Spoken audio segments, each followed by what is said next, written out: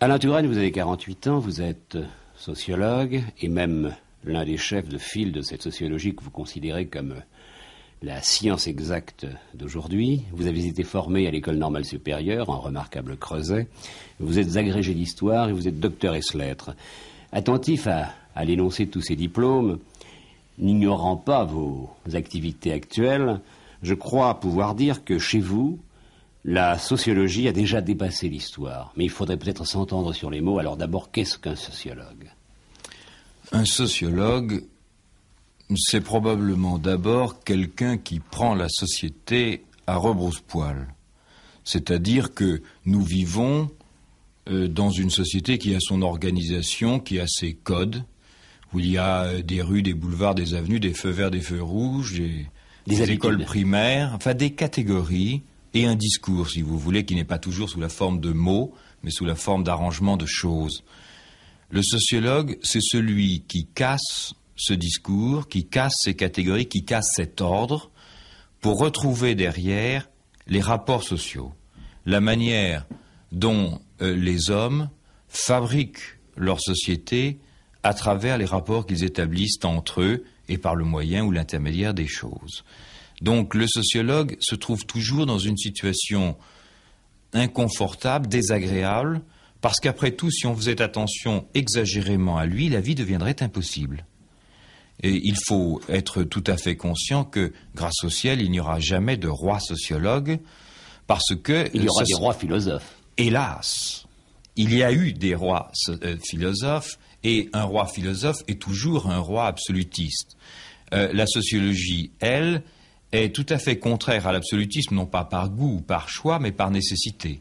La sociologie est contre le pouvoir, et le pouvoir le lui rend bien en général, ou en tout cas dans beaucoup de parties du monde, parce que, je le répète, il s'agit de casser l'ordre, qui est l'expression nécessaire d'un pouvoir, et qui est même une exigence du fonctionnement et de la continuité de la vie sociale, afin de retrouver l'invention de la société à travers des rapports qui n'appartiennent jamais à l'un ou à l'autre. Alors êtes-vous un casseur ? Non, pas du tout. Le mot casseur pourrait nous conduire à une approche ou à une attitude assez dangereuse et tout à fait contraire à celle de la sociologie. Parce que ce qu'il ne faudrait pas croire, c'est qu'il faut casser le ciment pour faire jaillir la source. Ça, c'est de la mauvaise métaphysique. C'est l'idée qu'après tout, la vie sociale n'est qu'un manteau de chair et qu'il faut retrouver derrière les contraintes matérielles une sorte d'âme de la société. Alors, la sociologie, elle s'est battue toujours pour supprimer tout recours à du non-social. C'est Durkheim qui, en France même, à la fin du XIXe siècle, disait « il faut expliquer le social par le social ». Alors, si on casse avec l'idée que des débris de la société ou de l'ordre, on va retrouver une spontanéité, une créativité ou que sais-je encore, il est évident qu'on sort du social et on entre dans un monde de dualisme, un monde cathare, qui serait assez contraire avec les exigences de la recherche intellectuelle. Je crois qu'il faut rester enfermé dans la société. Alain Touraine, le sociologue est un homme d'aujourd'hui. On peut dire qu'il n'y avait pas de sociologue autrefois. Alors pourquoi ? Pourquoi aujourd'hui ? Pourquoi pas avant-hier ? Pourquoi ? Parce que, pour la première fois, nous vivons dans des sociétés qui sont bien obligées, qu'elles le veuillent ou non, de se saisir elles-mêmes comme produits de leurs œuvres. Après tout, nous avons une croissance qui a bouleversé la production. Nous avons des bombes atomiques ou des bombes à hydrogène qui peuvent détruire le monde. Nous voyons des révolutions comme la révolution chinoise qui transforme un continent ou une grande partie d'un continent. Par conséquent, nous sentons bien que le monde d'aujourd'hui est un monde qui est déterminé par les décisions qu'il prend. Autrefois, on pouvait dire demain, après-demain, imaginez une évolution. Il n'y a plus d'évolution. Tout va trop vite. Plus que cela. Demain est le résultat des décisions d'aujourd'hui. Par conséquent, il n'y a plus d'évolution, il n'y a que des événements. Et c'est en ce sens que la sociologie remonte de cette espèce de sens de l'histoire, de sens de l'évolution, notion très métaphysique du XIXe siècle, vers l'étude de systèmes de décision, de rapports de force, de tout ce que l'on voudra, mais qui est proprement à l'intérieur du mouvement même de la société. Mais Alain Touraine, il y a quelque chose de paradoxal dans votre propre entreprise. Vous êtes agrégé d'histoire et vous êtes devenu sociologue. Or, en fait, le sociologue est l'homme qui ne regarde plus du côté de l'histoire. Oui et non. D'abord, je pourrais vous répondre que j'ai été agrégé d'histoire parce que il n'y avait pas d'études de sociologie à l'époque très lointaine, au lendemain de la guerre, où je faisais mes études.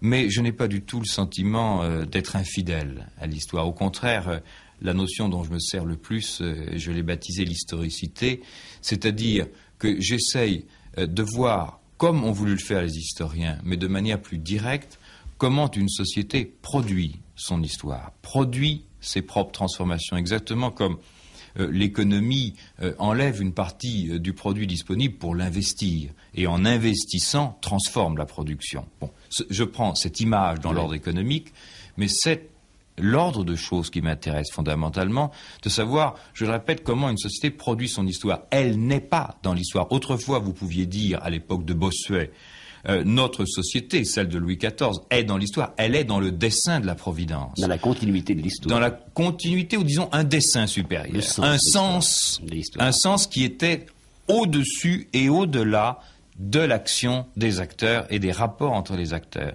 Tandis qu'aujourd'hui, tout est histoire, et il ne s'agit plus de placer la société dans l'histoire ou dans un cadre, il s'agit au contraire de replacer l'histoire dans la société, c'est-à-dire de voir cette capacité qu'a la société de se produire elle-même.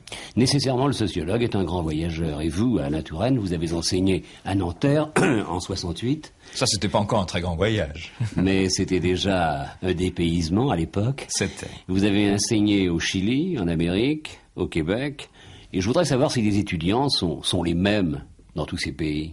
Est-ce qu'il y a un sens?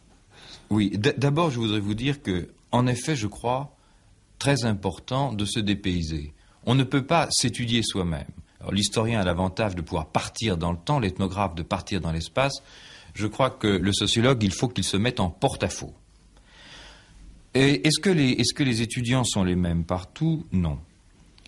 D'abord, ils sont aussi différents que les sociétés auxquelles ils appartiennent, mais plus largement, je vois deux rôles très différents remplis par les étudiants selon la société qu'on considère. Si vous prenez des sociétés dites du tiers-monde, là, le rôle des étudiants est assez analogue à ce qu'était le rôle des polytechniciens en France en 1830. C'est l'expression de la classe moyenne contre la vieille oligarchie. C'est la montée de la classe moyenne et puis la chute de cette classe moyenne quand ce sont les grandes entreprises étrangères qui reprennent la direction.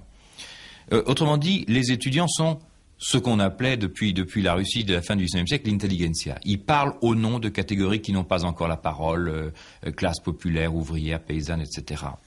Tandis que dans les pays hautement industrialisés, les étudiants forment un groupe pour lui-même. Parce que nous sommes dans une société dominée par les grandes organisations dites tertiaires, administratives, si vous voulez, des hôpitaux, des grandes administrations, des banques, des universités, des centres de recherche, tout ce qu'on voudra.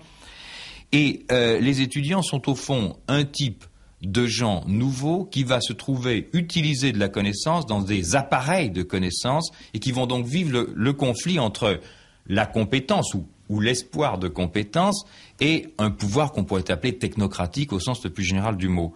Donc ils sont concernés eux-mêmes en tant que, non pas travailleurs, mais que futurs travailleurs dans ces grandes organisations. Alors de ce point de vue-là, que ce soit le Japon, les États-Unis, l'Allemagne ou la France, je pense en effet que les différences sont faibles. Qu'il y a un mouvement étudiant tel qu'on a pu le voir par exemple en 68, qui est à la fois Columbia University à New York. En Grèce en ce moment. Alors en Grèce en ce moment, là on rentre dans le côté tiers-monde, dans le côté Amérique latine. Ça c'est le côté je parle au nom de ceux qui n'ont pas la parole. Mais est-ce la révolte ou est-ce la révolution? Ça dépend. Ça dépend. Dans le cas de nos pays à nous, ce n'est ni la révolte ni la révolution, mais c'est une force révolutionnaire. Je veux dire par là, c'est une contestation du pouvoir. Au contraire, dans les pays du tiers-monde, où les formes de l'action sont apparemment plus révolutionnaire. En fait, il s'agit, je crois, de l'arrivée au pouvoir, de l'espérance de pouvoir d'une jeune bourgeoisie ou d'une jeune classe moyenne. Si bien que, paradoxalement, là où les événements sont moins violents et moins brutaux, comme dans les mouvements étudiants des pays hautement industrialisés, je pense que le contenu ou l'implication révolutionnaire au sens de, je le répète, changement du système de pouvoir est plus présente que dans les pays du tiers-monde où apparemment le sang coule plus. Alain Touraine, est-ce qu'il est facile d'être professeur? Parce que on vous oblige à donner un enseignement, une éducation, mais est-ce que vous ne devriez pas être obligé plutôt d'enseigner la vie, de montrer la vie? Que demandent les étudiants? Je pense que être professeur est devenu quelque chose d'absolument impossible et dont il faut en prendre son parti. Oui. Pourquoi impossible? Parce que vous comprenez, quand la culture était quelque chose qui se transmettait, alors on était dans un monde de clercs. Et vous pouviez dire, comme dans un séminaire, il y a le prêtre et puis il y a celui qui deviendra prêtre et on se transmet le flambeau. Alors il y a des rôles précis, le professeur, l'élève, parce qu'on sait ce qu'on se transmet. À partir du moment où nous sommes dans un monde où la connaissance est devenue, disons, une production ou une force de production, ce qui intéresse celui qu'on appelle le professeur, disons le chercheur, la création de connaissances, ça n'a aucune raison d'être la même chose que ce qui intéresse l'étudiant ou ce qui intéresse l'employeur. Bon, il faut admettre ce malentendu fondamental. Je suis persuadé que les institutions d'enseignement sont appelées à disparaître. Je ne vous dis pas dans les 6 mois, peut-être pas dans les 6 ans. Elles seront remplacées par quoi? Par qui? Elles seront remplacées probablement par des organismes qui géreront, j'allais presque dire, le marché ou les rapports entre une offre de connaissances et une demande de formation, sans supposer qu'il y ait une sorte d'harmonie préétablie entre l'offre et la demande de connaissances. Alors c'est une démission ou c'est un progrès? C'est un immense progrès. C'est un immense progrès parce que cela prendra acte du fait que la culture ne transmet plus, qu'elle invente. Et alors, il est tout à fait normal que l'étudiant qui a ses problèmes d'emploi et de personnalité n'ait pas du tout les mêmes préoccupations que le physicien, le biologiste ou le sociologue, qui, eux, s'amusent ou s'intéressent à produire de la connaissance. Alors, il faudra négocier. Alain Touraine, comme sociologue, comme professeur, vous connaissez vos futures préoccupations et je sais également que les étudiants savent très bien vers quoi ils veulent aller. Mais leurs parents, les parents qui nous écoutent peut-être en ce moment, est-ce qu'ils sauront suivre, est-ce qu'ils sauront vous comprendre lorsque vous dites « il n'est plus possible aujourd'hui d'être professeur » ? Alors, s'il s'agit de l'enseignement supérieur, je vous répondrai que les parents n'ont plus grand rôle. Que, en fait, les choix qui sont faits par les étudiants sont des choix qui sont certes largement déterminés par la famille, oui. par l'origine familiale, nous le savons très bien. Toujours par le sens de la vie, d'ailleurs, la tradition. Aussi, mais pas, disons, par l'intervention directe des parents. Le problème est beaucoup plus difficile au niveau de l'école, au sens général, c'est l'école primaire, secondaire, etc. Mais là, sans vouloir faire de mauvaises prophéties, c'est un fait qu'il faut bien reconnaître que l'autorité est devenue plus horizontale que verticale. Je veux dire que l'autorité du père sur le fils, de l'ancien sur le jeune, etc., ou du haut sur le bas, tend à être remplacée par l'autorité du groupe sur le membre du groupe. C'est ni mieux ni moins bien.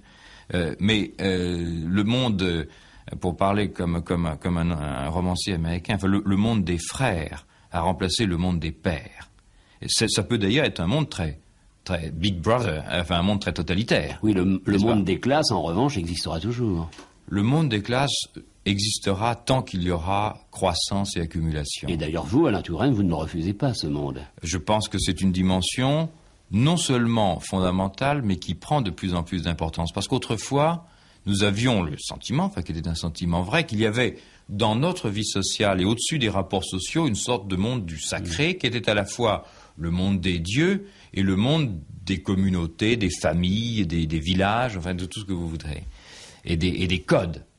Or aujourd'hui, tous ces codes, toutes ces conditions, voilà ce qu'est une femme, ce qu'est un enfant, enfin tous ces principes, tout ça a sauté et tout se trouve politisé. Il n'y a plus de vie privée. Je dis politisé pas au sens de appartenance à un parti, je veux dire tout est enjeu d'action compétitive visant à l'orientation de la société. En ce sens-là, nous sommes dans un monde où les conflits de classe, les conflits pour le pouvoir d'orienter la société, non seulement ne diminuent pas, mais se généralisent. Un sociologue veut changer la société.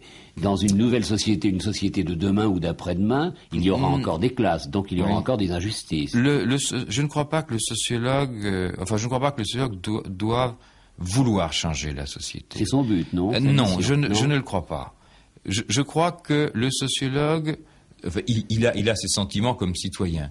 Je crois que le sociologue, il doit révéler la société elle-même. Il doit retrouver la vérité des rapports sociaux derrière ce qui couvre et ce qui cache. Et ce travail d'analyse, ce travail de décapage, est en lui-même un travail de libération. Je suis de ce point de vue-là, je dirais tout simplement libéral.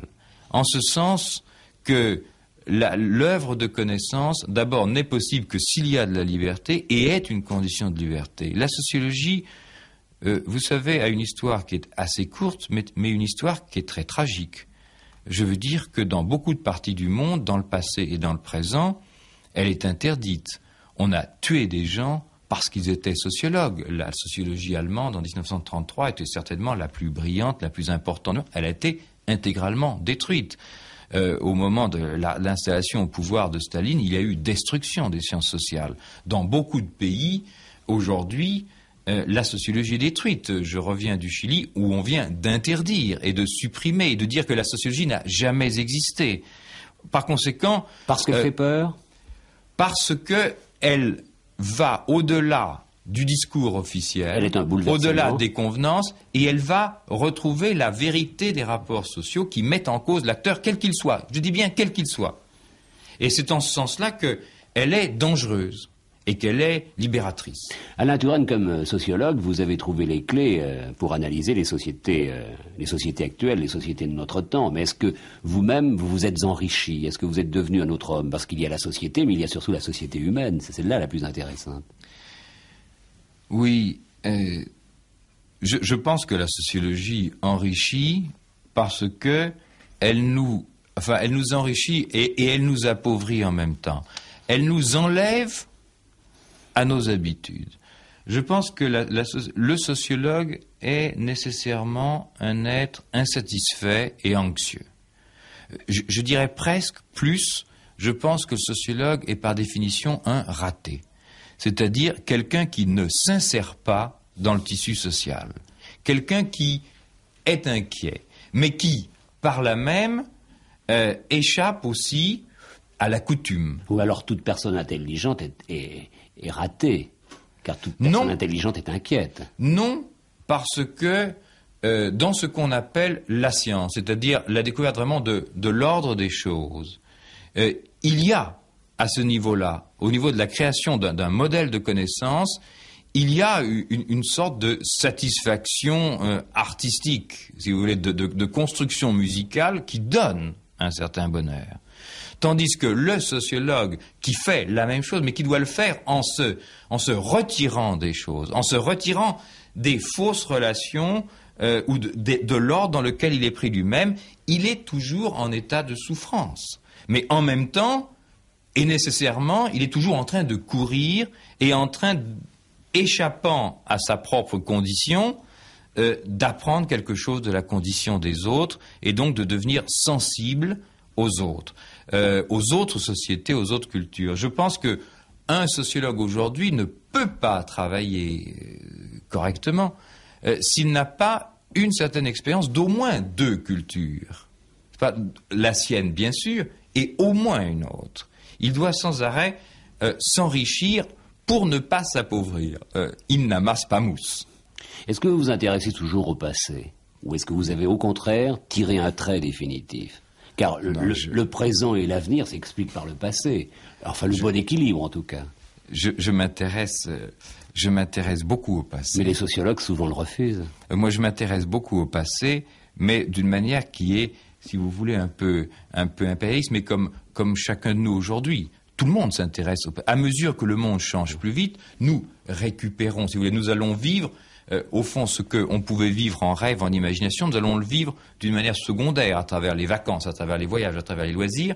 Nous allons vivre dans d'autres sociétés et d'autres manières. Je crois que, petit à petit, c'est comme nous approchons du final de la revue.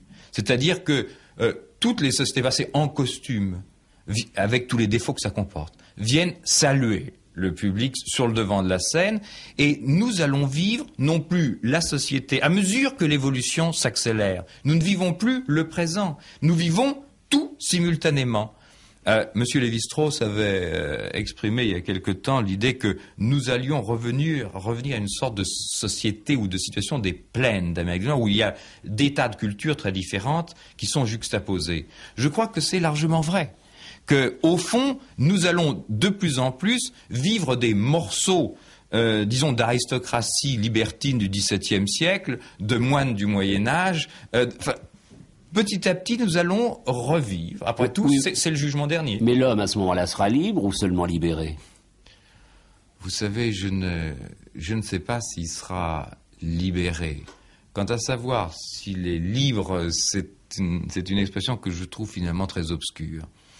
Je veux dire par là que il ne faut jamais faire appel à quelque chose qui est un au-delà. Enfin, on peut le faire dans ses convictions personnelles, mais dans son analyse... Pourquoi? Parce que pour vous, la liberté, c'est une ombre. Non. Ce n'est pas le mot de liberté qui me gêne, c'est l'idée que l'on puisse opposer à la liberté des déterminants qui soient quelque chose extérieur. Il n'y a pas un homme qui est en face d'une société. L'homme et la société, c'est l'avers et le revers de la même médaille. Par conséquent, ce dont il faut se débarrasser, c'est pas du tout du thème de la liberté, c'est d'une certaine manière du thème des déterminants comme des choses. Ce qu'il faut voir, c'est que ce qui fait notre servitude et ce qui fait notre liberté, c'est la même chose. Et ce qui est la liberté, c'est en réalité créer des déterminations. Il faut, le plus possible, ne pas être un consommateur de société, c'est ça le déterminisme, et être un producteur de société. Alors, dans cette mesure-là, l'appel au passé me semble essentiel. La pire chose, c'est de rester dans le présent. Après tout, les grands mouvements auxquels je m'intéresse beaucoup dans le tiers-monde, les mouvements par exemple de décolonisation, les mouvements nationalistes, ça consiste en quoi? Ça consiste à s'arracher au présent qui est un présent dominé, à rebondir sur le passé, par exemple à revendiquer une histoire nationale, une langue ou des frontières, pour fabriquer son avenir. Il y a toujours cette espèce de mouvement. Les gens qui sont simplement modernisateurs, ceux-là sont tout simplement du côté du manche. Mais ce qui est intéressant, c'est les gens qui sont apparemment archaïsants. Vous savez, il y a un certain Jésus-Christ à qui c'est arrivé cette histoire-là, où tous les mouvements sociaux en appellent au passé. Toujours, on en appelle au passé, voire même à des origines, pour fabriquer un avenir libérateur des contraintes du présent. Alors, ce qui est vrai des phénomènes historiques est vrai de l'attitude individuelle. Il faut toujours se décaler par rapport à des pratiques qui sont en fait des pratiques obscures, des pratiques subies. Et ensuite, de ce point de vue, l'histoire est indispensable. Il ne faut pas être prisonnier non plus des mythes, car on le remarque dans vos ouvrages, il n'y a pas plus de société capitaliste que de société socialiste. Alors, peut-on dire que ce sont des mythes dans les deux cas? Il y a mythe dans la mesure où on réintroduit un principe justificateur de l'ordre. Ce que la sociologie nous aide à faire, c'est à retrouver toujours derrière le pouvoir l'opposition au pouvoir. Alors, ce que je refuse absolument, ce qui est un mythe, enfin le mythe social par excellence, c'est le mythe de l'harmonie. C'est l'idée que le changement peut se faire sans conflit, sans contradiction et sans rupture, que le même peut devenir l'autre. On avait appelé ça à une époque le développement harmonisé. C'était le grand mythe, mettons, des populistes russes, de dire avec ma communauté paysanne, je vais fabriquer une société post-capitaliste et puis je vais passer par-dessus, faire le double saut périlleux par-dessus la rupture capitaliste. Ça n'existe pas. L'idée d'une société communauté ayant son consensus. Cette idée du retour au village, voilà les grands mythes, n'est-ce pas? À mesure que nous sommes dans un monde urbain industriel, nous avons le mythe de la petite communauté, soi-disant sans conflit, alors que dans un petit village ou dans une grande famille, il y avait beaucoup de conflits. Et bien entendu, ces mythes sont toujours utilisés par le détenteur du pouvoir, quel qu'il soit. Oui, mais à ce moment-là, on peut oublier la famille ou le petit village ou la petite ville. On doit, au contraire, se réconcilier avec la nature. Je crois qu'il faudrait reparler de nature, Alain. Oui, ça, vous touchez un des thèmes les plus troublants pour un sociologue, parce que le sociologue a été habitué à jouer un certain rôle qui était celui qui rappelait à l'importance des déterminants sociaux contre la nature, par exemple dans l'éducation, l'influence de l'environnement contre l'hérédité. Et il est très, très caractéristique de voir qu'aujourd'hui, tout ça change. Tout ça change, que nous sommes en train de nous débarrasser d'une sorte d'image de ce que j'appelais tout à l'heure l'âme de la société. Et par conséquent, nous saisissons nos sociétés comme des systèmes naturels, comme un système biologique et naturel, mais comme étant un système d'une nature particulière. Alors, en même temps, nous devons, comme le font, mettons, les éthologues, rétablir la continuité, brisée en particulier à l'âge classique avec Descartes, etc., entre l'homme et l'animal. Voilà certainement une des grandes lignes qui va bouleverser les sciences sociales en même temps que les sciences de la vie. Il faut donc rétablir cette continuité, mais en même temps, dans la mesure même où nous ne faisons plus appel à une essence extra-naturelle, etc., apprendre à saisir comme réalité naturelle, j'allais dire la conscience, c'est-à-dire la capacité qu'a la société de se réfléchir, d'inventer le miroir, d'inventer le symbole, d'inventer la science et d'inventer la croissance économique. Alain Touraine, j'ai là devant moi votre livre qui paraît aux éditions du Seuil, Production de la société.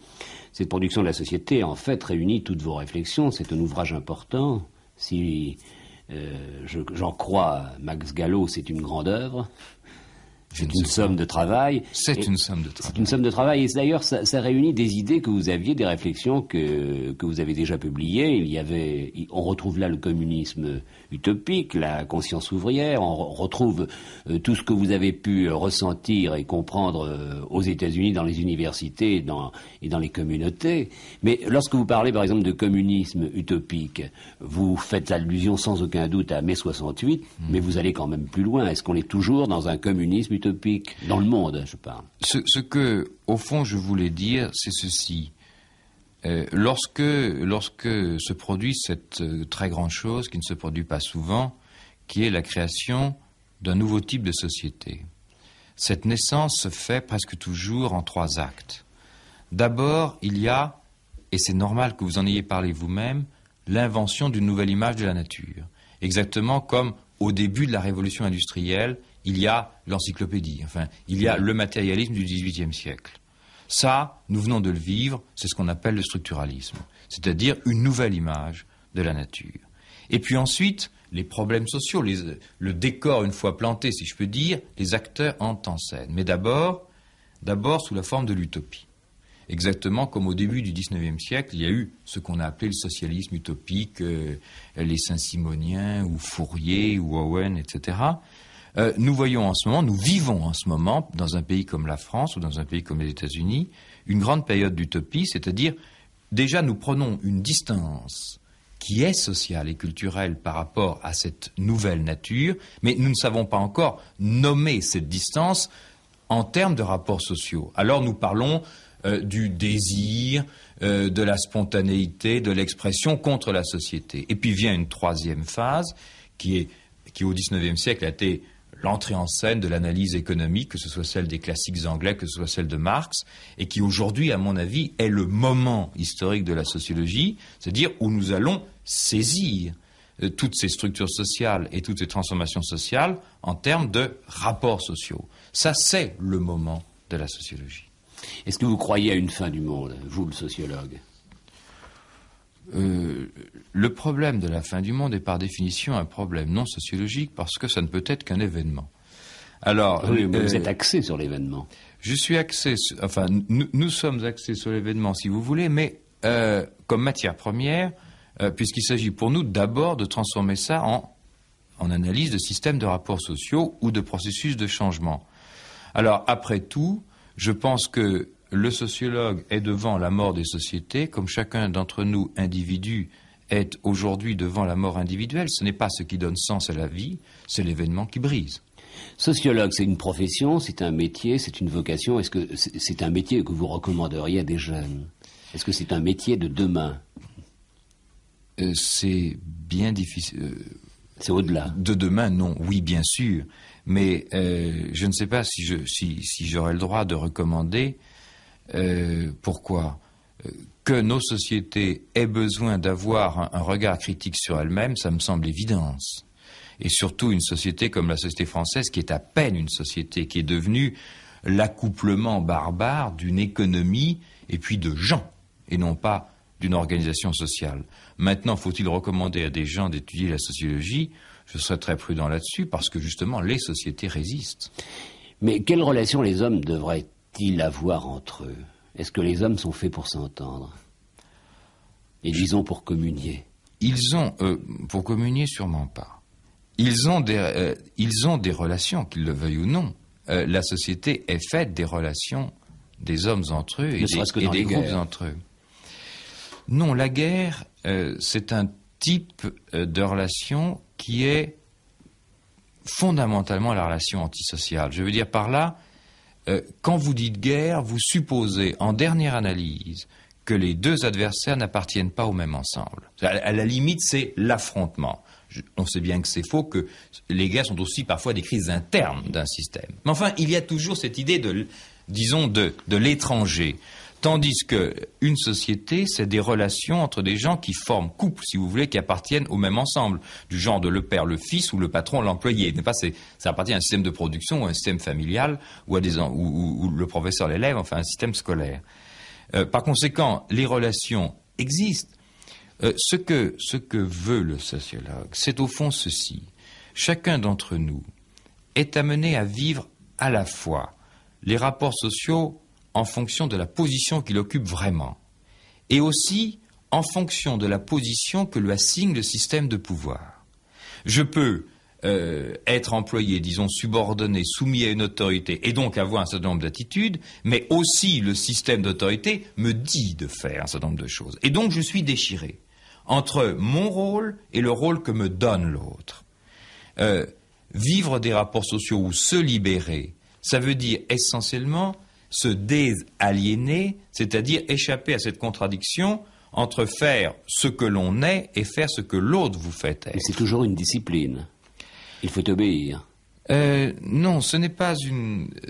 il faut désobéir, je pense, très fondamentalement. Il faut désobéir, et encore ça, ce n'est pas très drôle. Il faut contester l'ordre. Et quand je dis contester l'ordre, ça veut pas dire brûler ou ironiser à perte de vue. Oui, comme professeur, c'est un ordre que vous pouvez donner à vos étudiants? De vous contester. Il est vraiment tout à fait inutile de leur donner l'ordre. Parce que les choses sont venues maintenant. Les choses se c'est un langage que vous n'auriez pas tenu il y a 7 ans. C'est un langage que je tenais il y a 7 ans. Vraiment? C'est un langage que je tenais il y a 7 ans. C'est un langage que je tenais bien avant. Je crois que l'enseignement français, qui a un certain nombre de qualités, a au moins un avantage paradoxal, c'est que le système est tellement archaïque quant à ses modèles d'autorité que au moins on ne l'intériorise pas, au moins on n'y croit pas. On le prend comme une discipline, comme après tout, comme un drill d'exercice militaire ou apprendre la théologie thomiste. C'est un avantage, je veux dire, ça ne vous abîme pas l'esprit. Mais c'est quelque chose qui reste complètement extérieur. L'enseignement que j'ai reçu m'est toujours resté personnellement, même quand je n'en conteste pas souvent la grande valeur intellectuelle. Mais il me semble étranger, toujours. Vous, Alain Touraine, dans quelle situation êtes-vous bien? Lorsque vous êtes au pouvoir ou lorsque vous êtes dans l'opposition? Et c'est la situation de tout homme, en fait. Oui. Écoutez, je crois qu'un sociologue, c'est un monsieur qui est, par nécessité et par vocation, dans l'opposition, mais je dirais que celui qui ne rêve pas de pouvoir, celui qui ne sent pas la grandeur, non pas, je dirais, du pouvoir au sens de être capable d'embêter les autres. Non, je veux dire pas celui qui n'est pas capable d'entendre la grandeur des gens qui marchent au tambour ou qui marchent au canon. Parce que le pouvoir, c'est finalement ça, disons, de la mobilisation de l'ordre. Alors celui-là, il lui manque beaucoup de choses. Mais le sociologue est un homme qui rêve, non pas de pouvoir, mais qui rêve de, j'allais dire, de commandement. Mais grâce au ciel, pour lui et pour les autres, s'il est un sociologue correct, il n'y cédera jamais. Vous le dites vous-même, Alain Touraine, il y aura toujours des classes antagonistes. Les gens qui sont au pouvoir, un jour, seront chassés, deviendront l'opposition. On n'en finira jamais. Non, ça ne se passe pas comme ça parce que les acteurs changent. Les acteurs changent avec les types de sociétés. Mais ce qui est vrai, c'est le contraire. Ce n'est pas le fait que celui qui avait le pouvoir devient celui qui ne l'a pas, mais que c'est toujours des rangs de ceux qui étaient soumis, qui étaient le peuple, que sortent les nouveaux dirigeants. Et c'est le moment où le rôle de la sociologie est particulièrement difficile et particulièrement dramatique. Ça consiste à savoir reconnaître le moment où la contestation devient pouvoir, et ceci est toujours présent. Après tout, si vous prenez les modèles les plus contestataires, ce sont aussi des modèles communautaires. Imaginez un monde de contestataires, ce serait un monde de communauté absolue, un monastère à la discipline la plus stricte. Par conséquent, le sociologue doit toujours retrouver cette distance à l'ordre qui est la condition d'existence des rapports sociaux et de leur transformation. Alain Touraine, il est 17h41, nous allons prendre une pause musicale. Vous avez choisi un extrait de l'acte 3 de Hoffsek, de Berg, et c'est Pierre Boulez qui dirige l'Orchestre National de Paris. À 17h43, je rappelle que mon invité est aujourd'hui Alain Touraine, sociologue, professeur d'histoire. Je vous rappelle quand même que vous êtes agrégé d'histoire et que vous avez enseigné dans différents pays.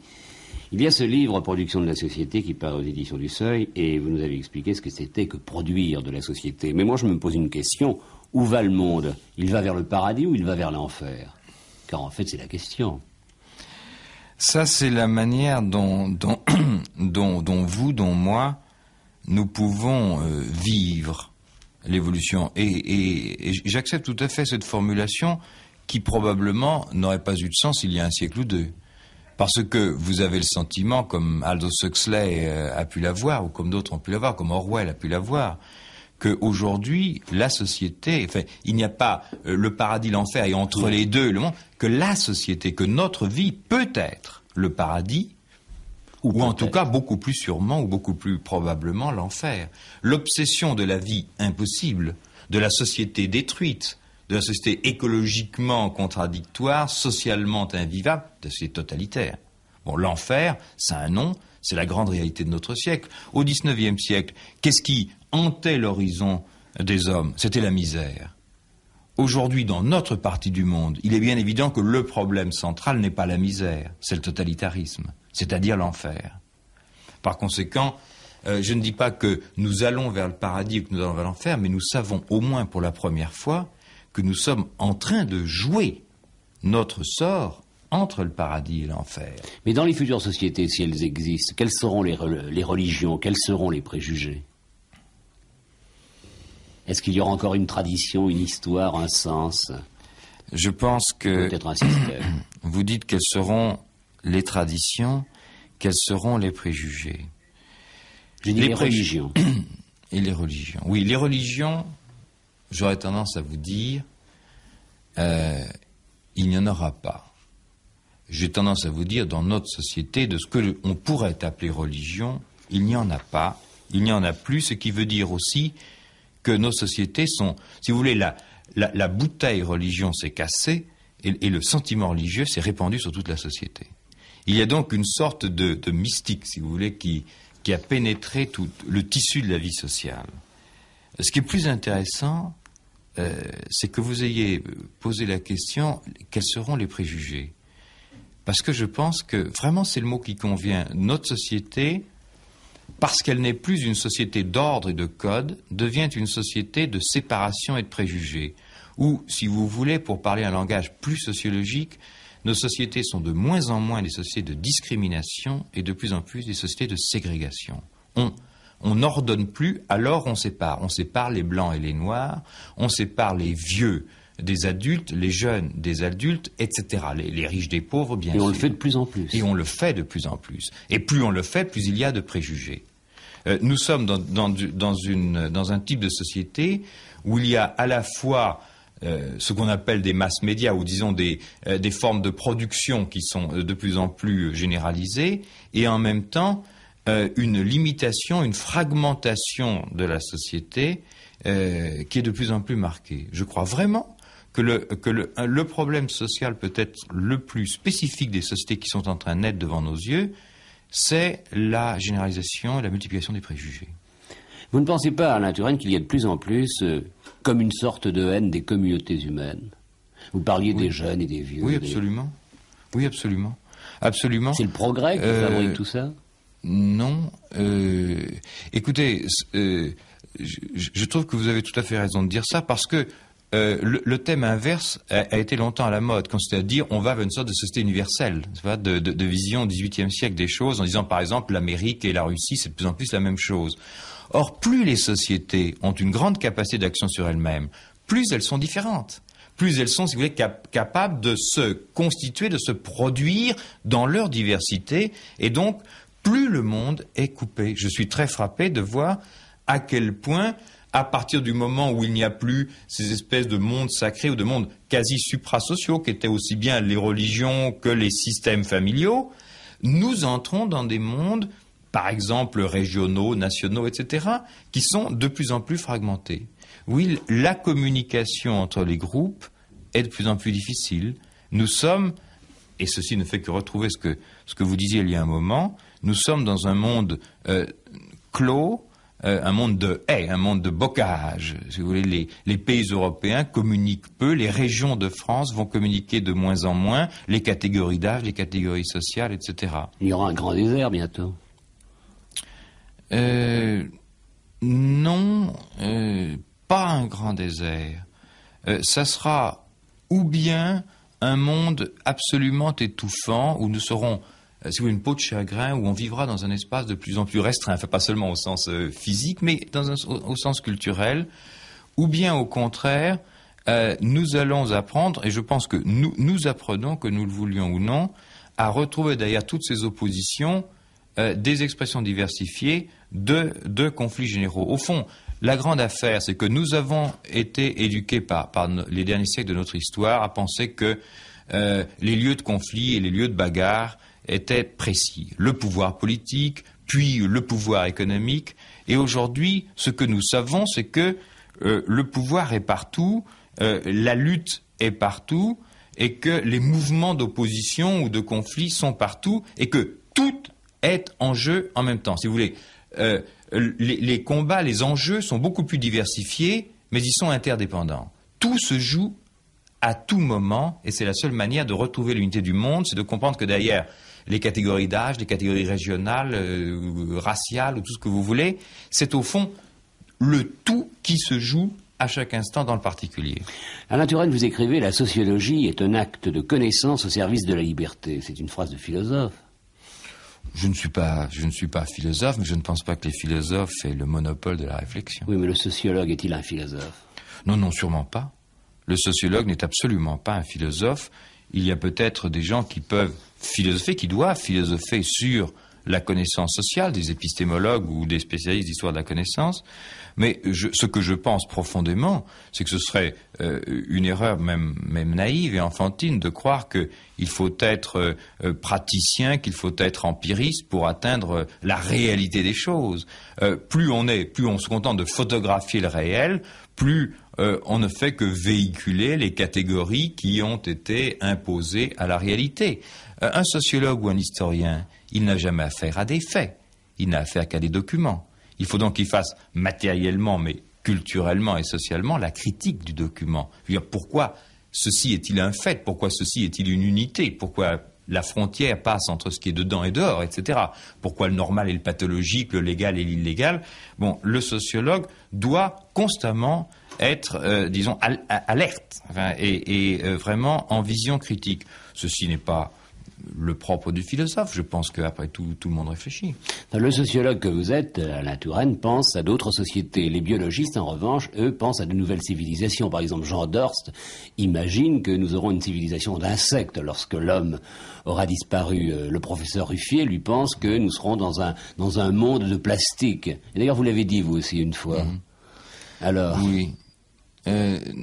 Quand même, le sociologue n'aimerait pas beaucoup dire ça.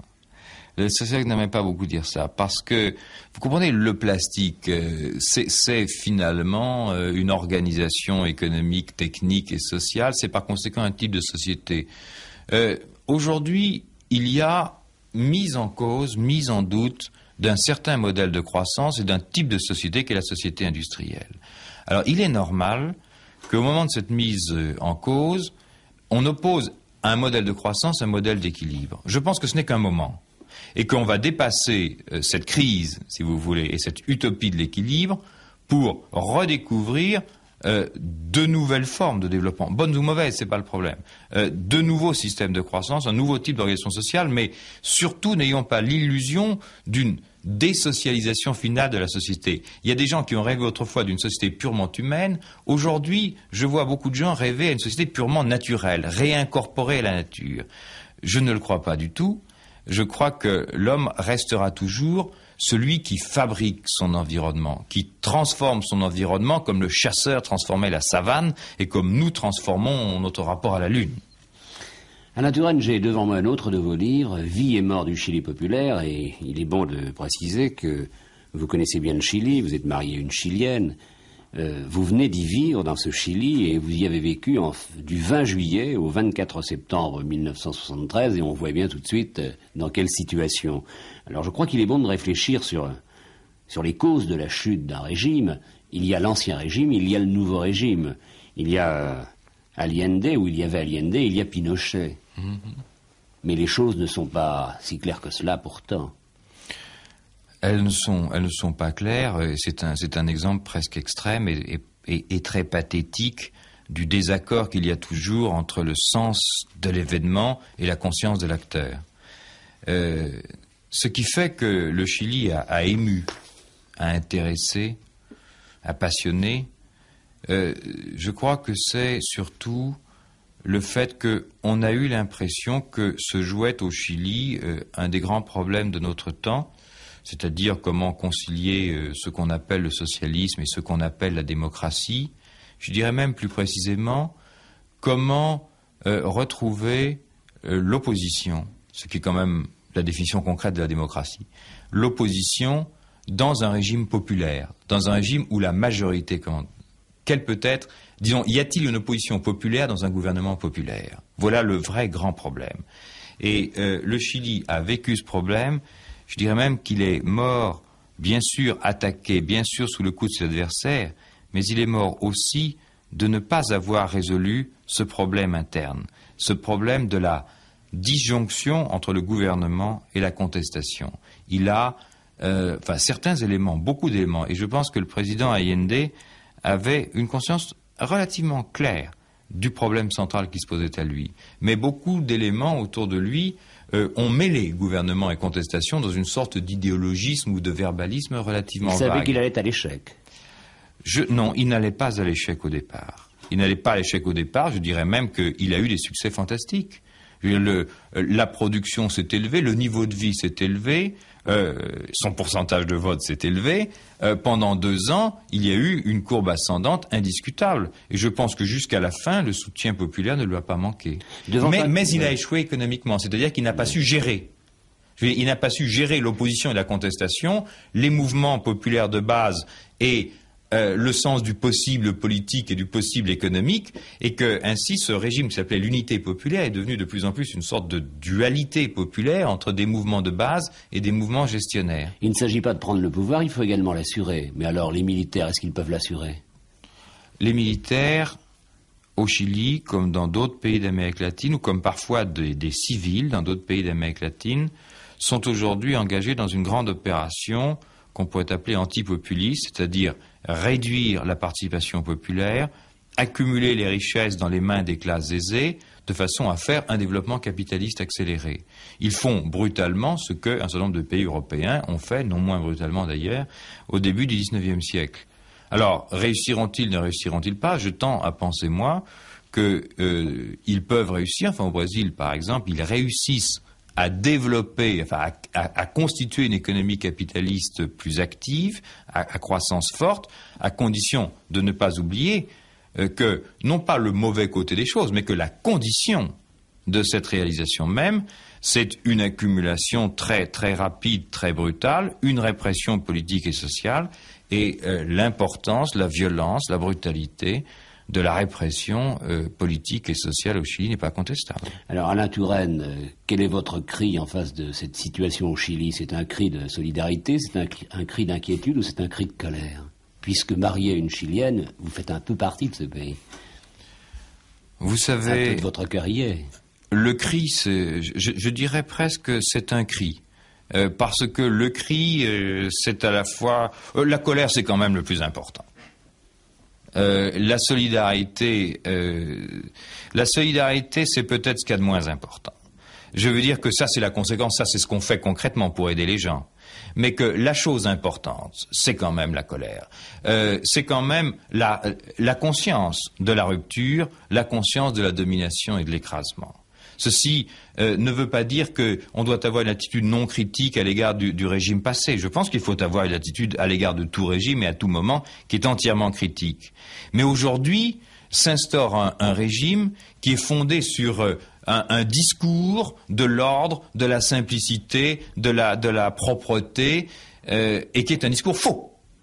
On peut être d'accord ou pas d'accord avec les objectifs du nouveau régime, mais il faut d'abord dire que tout ce qu'il raconte est faux, et que c'est un régime de mensonges et d'exploitation.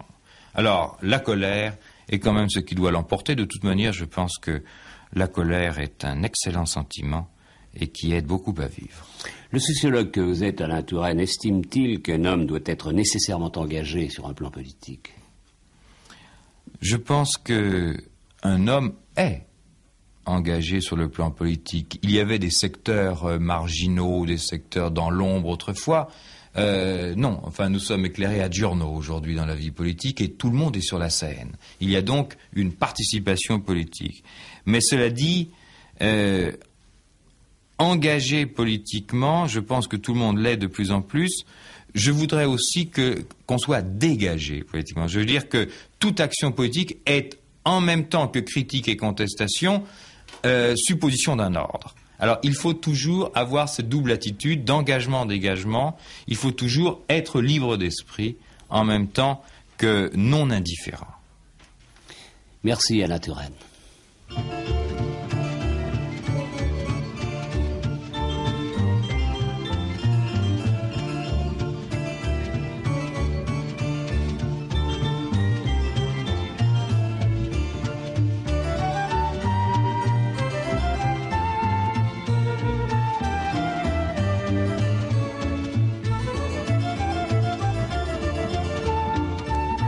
France Inter, bientôt 18h. J'ai accueilli aujourd'hui Alain Touraine, sociologue, professeur. Et si vous voulez en savoir plus, je vous recommande son livre paru aux éditions du Seuil, Production de la société. Radioscopie Jacques Chancel, vous me pardonnerez de ne pas être au rendez-vous demain et après-demain. Des obligations personnelles m'appellent ailleurs, des obligations regrettables d'ailleurs. Rappelez-vous que demain, toutefois, nous aurons une rediffusion. Demain, vous écouterez Maribel. Mais ce soir, nous avons rendez-vous à la télévision sur le plateau du Grand Échiquier. Pour moi, à lundi en direct et à demain avec Maribel. Bonsoir.